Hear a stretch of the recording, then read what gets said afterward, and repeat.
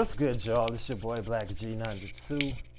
Now, for this evening, I'm going to do a reaction to this content creator. Goes by the name of ReedMySole. I think that's how you say his name. And I've seen one of his videos like discussing this whole topic of aging and rap and such like that. And this one, he's speaking on how the locks are proof rappers can age gracefully in hip hop. And what caught my attention, matter of fact, was I watched a minute of it on my TV over here, which is in my room, and on the dresser, like he name dropped Jay-Z's 444 album as the catalyst to set the setting a standard high for rappers that are in their 40s, 50 something years old, which part of me disagrees because there's always been rappers that made songs and albums about being mature, not just about being mature, more so having mature sounding work. So the only reason I think he would say that because Jay is a trending topic and he's like one of the biggest artists from his era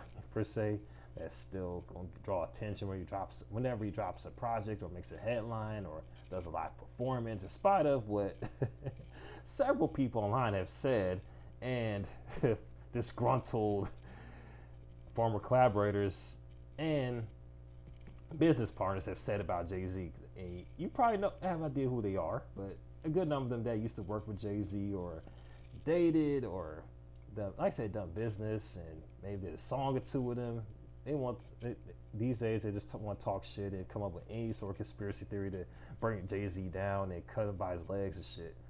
But yet, if that's but yeah, like I said, each time like Jay makes a statement or decides to do an interview, it gets attention. Obviously, he did something right at that when he was grinding to get to where he's at right now. You know what I mean? So, but anyway, like back to what I was saying about what dude said about 444. I mean, that callous. Like I said, I slightly disagree with that. Only reason people say that because of the man himself and what may have you. Because there's been artists that have kind of made their careers off of making reflective, introspective work. You know what I mean? And exclusive to him.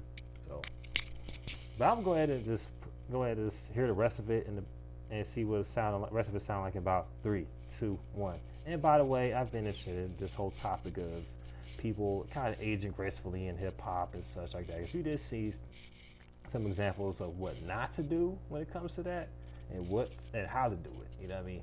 Especially with say the clips from Will Smith's song "Girls." I was like, and I saw the clips of that shit. I was like, what the hell is this? I heard a little bit of it. I was like, I don't know if it's going to sound good to me, but I'm going to see what this video's. I was going to play this video though. So for the last few years, aging in hip-hop has been a big topic of conversation. Ever since Jay-Z dropped 444, he set the bar pretty high as far as what quality and rap artists can put out at a higher age, at an older age. Jay-Z set the bar super high, and after the release of this Carter 6, people are starting to look at Lil Wayne differently. A certain group dropped a freestyle last week that I felt as though a lot of people looked over. One of my favorite groups of all time that has, one, stayed together, and if you ask me, two, they're aging better than anybody else in hip-hop, aging better than almost any group in hip-hop, and that is the Lox. L.O.X, the game needs me. We are the truth, man. I'm a huge The Lox fan. Some of my favorite moments in the last few years in hip-hop has been courtesy of The Lox. The Lox destroyed, dismantled, and to me tarnished the legacy of Dipset. Oh, they really did. They really did.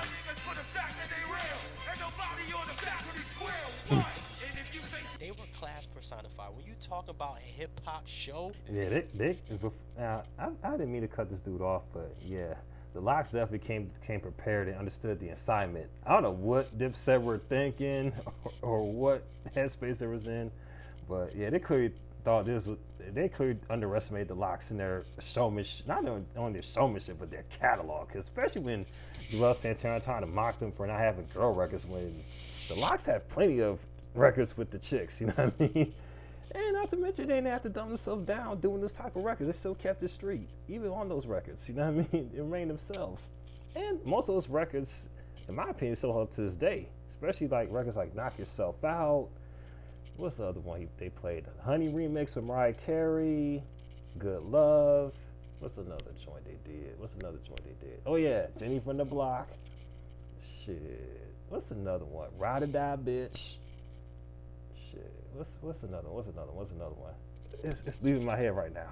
But the point I'm making is that Lox definitely came through prepared and just smoked them dudes. And it was clear that Diplomats were not in a good headspace and they weren't unified as they once were. Because it had on the Diplomats end, they've had public fallouts, beef, diss records, and interviews talking shit about one another. So yeah, they couldn't bring it together, and they just underestimated their opponent, and it just made themselves look like laughing stocks. Hence why you see Cameron mainly doing the podcast thing, and Joel's and Jim Jones, they're doing live performances, but ain't really hitting like it would be. You know what I mean? I saw a clip of them performing at Summer Jam. It was like crickets, and it kind of just goes to show you that if you ain't got the energy to kind of draw a crowd in, or if you ain't got songs that are hitting the people like that, then that definitely means something. And it also should be a humbling moment that them guys ain't really as popular like they once were. That time kind of just came and went. But I could even do a whole nother video on that, cause holy shit, cause damn, I went a whole nother tangent. But let's get back to it. Did it to the highest of levels, man. They have aged gracefully. I think last year, 2024, they also did a Tiny Desk freestyle that was just amazing and just showed you how aging in hip hop is supposed to look. Come back, private jet, live on set. If you can shit roll, I can spit the gas. And they haven't missed a step. People were saying that Sheik Luch is starting to seem better. Sheik was always the weakest link in the group, and people are now starting to say, yo, Sheik ain't doing too bad. Sheik is breaking, right? You ain't watching, but I can see they don't care for you. And Sheik was never whack. He was never whack at all. If you ask me, Sheik, Styles, and Jada, oh my goodness, they just keep getting better with time. If you see what they have been doing, man, that's how you age. And I feel as though, man, people didn't give this Spiral freestyle as much respect as they should. Y'all already know, I always got a Lox hat on. I'm gonna talk about the Lox. They are my favorite group. If you ask me, man, they have aged the best. They never broke up, and to me, they're the best hip-hop group of all time. I feel as though pound for pound, quality-wise, there isn't a better group out there than the Lox. Never snitch, never hit your man chick. You niggas don't get it because you ain't got the bandwidth. Now, this can be a conversation as to, you know, oh yeah, for sure. Let me go ahead. Lox, you know, a duo versus a I'm gonna play it back. Cause everything you do, you hoping that they cheer for you. You treat them better than them niggas that was there for you. If you ask me, Sheik, Styles, and Jada, oh my goodness, they just keep getting better with time. If you see what they have been doing, man, that's how you age. And I feel as though, man, people didn't give this Spiral freestyle as much respect as they should. Y'all already know I always got a Lox hat on. I'm gonna talk about the Lox. They are my favorite group. If you ask me, man, they have aged the best. They never broke up, and to me, they're the best hip-hop group of all time. I feel as though pound for pound, quality-wise, there isn't a better group out there than the Lox. Never snitch, never hit your man chick.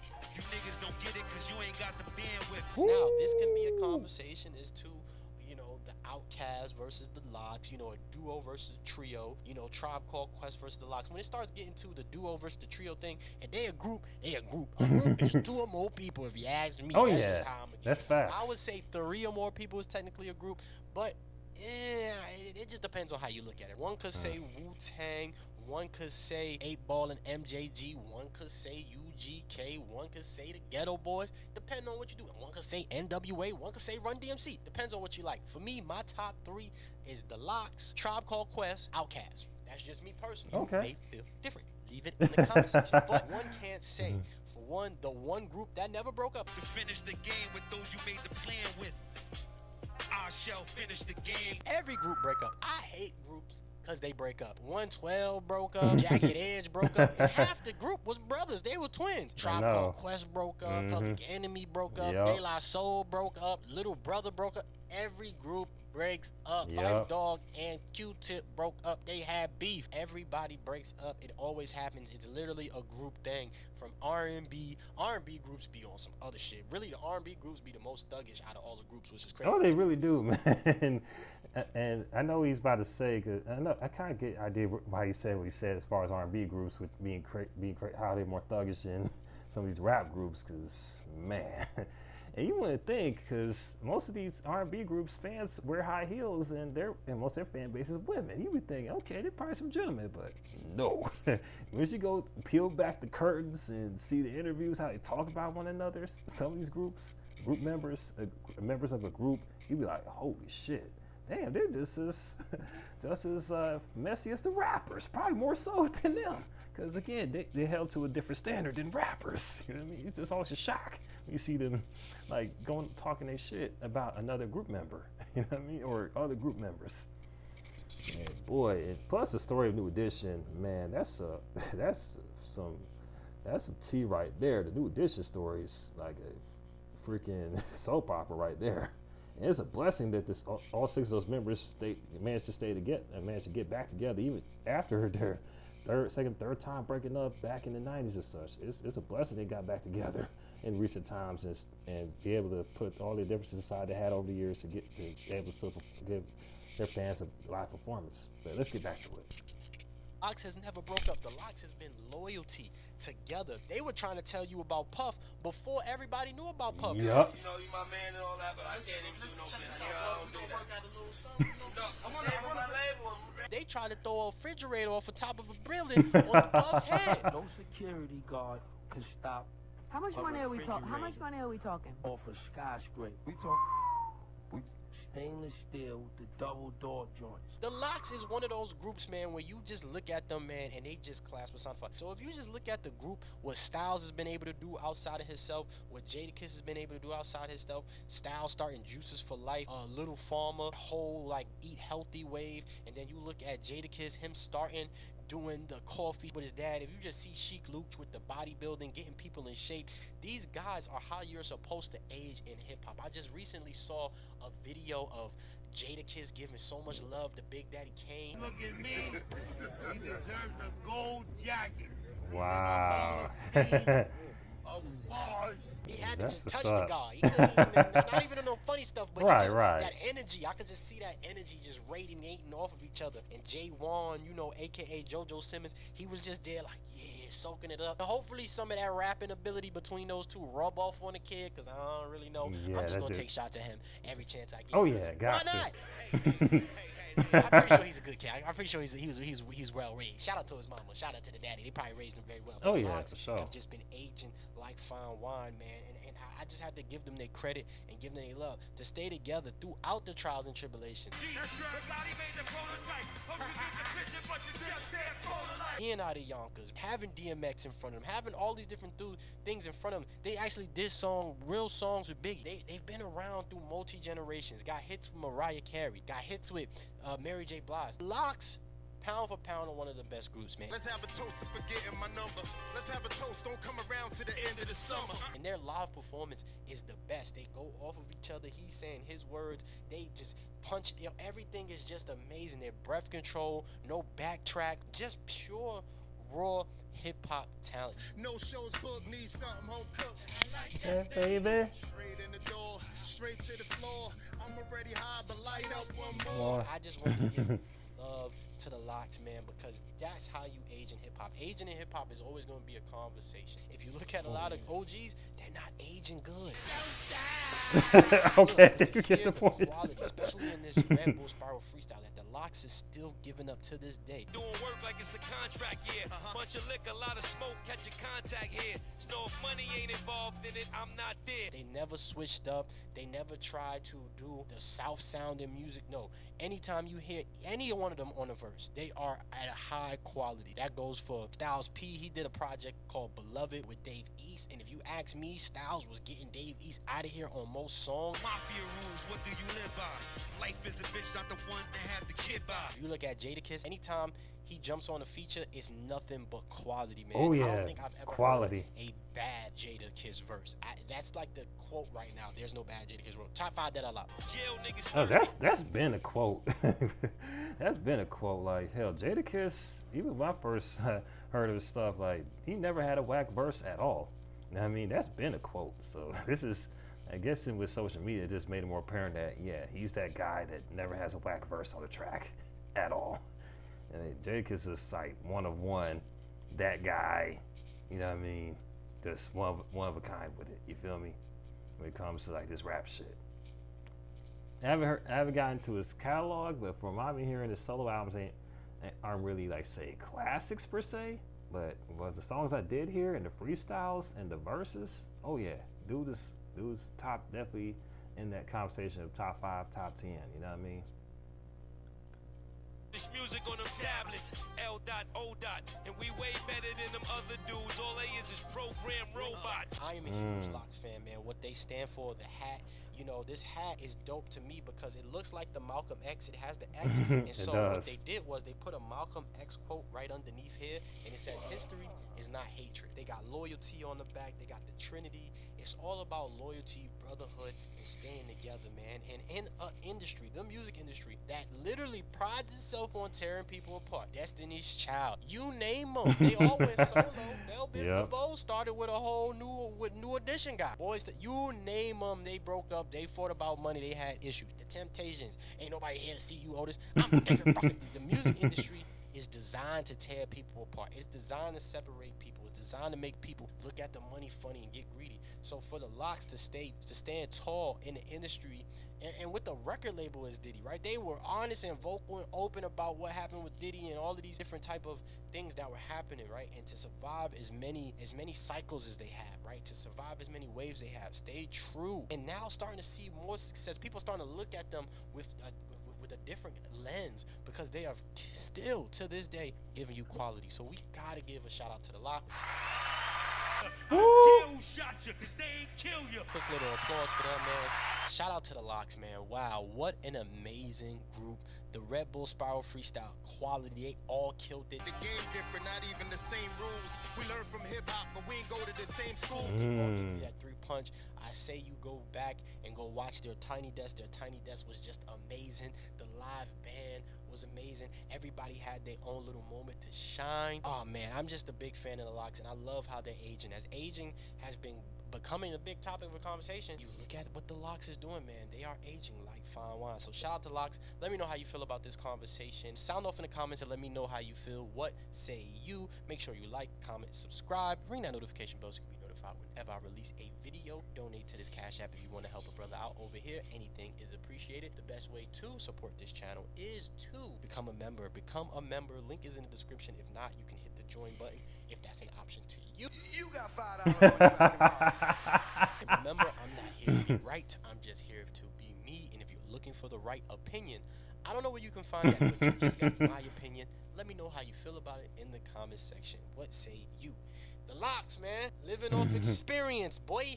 I'm out of here. And you can go find you one of these Lox hat at godspeed.com. Shout out to Godspeed. Let them know that ReedMySole sent you. Godspeed.com. You go get your hat. Hey, it's a little couple of, I know they're going to be a little expensive. You got to pay for quality. It's a small black-owned brand, if I'm not mistaken. So shout out to Godspeed. Go to their website, godspeed.com. There should be some, you should be able to get some type of discount on it. It's a little bit expensive, but shout out to Godspeed. If you're looking for these hats, Godspeed's got them.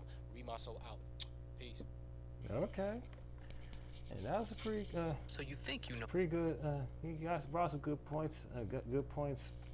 To support the idea of Lox being an example of how a rapper can like age gracefully, and like the genres such as hip hop, which it had its roots. It was like a young man's sport, but of course with the genre itself being 50 years old, you got people that's like in the age bracket with the Blak G and them still putting out albums and such. And like I said, and I think dude definitely brought some good points. And he showcased their best moments in the recent years, like the verses, as well as the Tiny Desk perform, as well as the Spiral freestyle. Which, by the way, I wish it would never. I wish it was the whole video posted there, so I could just sit the back of this. Just like put a stank face to the bars, you know what I mean? Because if it comes to that street shit, like Lox will give it to you. Like as far as that lane right there, like they know how to hit the bars to make you just put that stank face for real. And I'm definitely gonna look up their little Tiny Desk, not just a Tiny Desk, but also the Spiral freestyle. Because man, the fact that they still rap at that high level in their 50s, I think all three of them are in their 50s now. Because I think Jada and Sheik are 50 and Styles is, let me see, I think he's 50 or 51 right now. So for them to rap at that high level, that says a lot. And I just say, And I also like to say how they're doing it is something that Kanye could take a pointer from, but that man lost his ever-loving mind. He's so far gone, he probably won't even bother. And maybe Wayne should take some pointers as well, because Wayne was rapping, and he still could rap his ass off, but the live performances, especially that clip, like, oh boy, that sounded terrible. And of course, the only one time I listened to the Carter 6, I've been thinking about doing another listen, maybe 3 or 4 listens, to then give my full critique of it. But based on that first listen, it's like, the beats, especially 5 of the songs, like, oh boy, he should have went back to the lab and changed the beats or something. Especially with the fact he left out a song he did with Warren G. It's like, what the hell going on? Who's in his management team? Like, shit, does he need like somebody in the camp to kind of supervise where he gets his beats from? Because like I said, the beats were trash, and some of the lyrics were kind of like ass. Some of the bars were ass on a few songs. But again, I'm gonna save that for a more insightful interview for that album. Let's see, the Lox has the best chemistry. It seems like every member supports each other. I know. I agree with this comment right here. That's what it seems like. They just support each other genuinely. It's not forced or any sort of underlying jealousy or envy of one member getting getting attention and all that. It seems like they just all support each other in the same headspace when they come together through their live performances or they do it freestyle. Like, they just seem like they bounce off each other, which it's just impressive. And other rap groups that's coming up could take some points from there. Even some of the OGs. I mean, some of these OGs could take some pointers too. I mean, I see people showing love in the comment section, and I might do more. I might subscribe to this channel and support, and also watch more of his commentary, because dude seemed like he on point. Based on the previous one he did about what not to do when you're up eldest men in hip hop. You know what I mean? Because he went in on Timbaland and Will Smith for real. And it was funny as hell. And he threw some and he had some things to say about Wayne's recent album, and which was funny as hell and also and truthful as well. But yeah, and this video also got me interested to check out more of the Lox's catalog. You know what I mean? As well as his solo projects. I might do that sometime in the future, which is gonna be a while before I get to it. Cause man, it's so much music. It's only so little time in the day, and it depends how I'm feeling.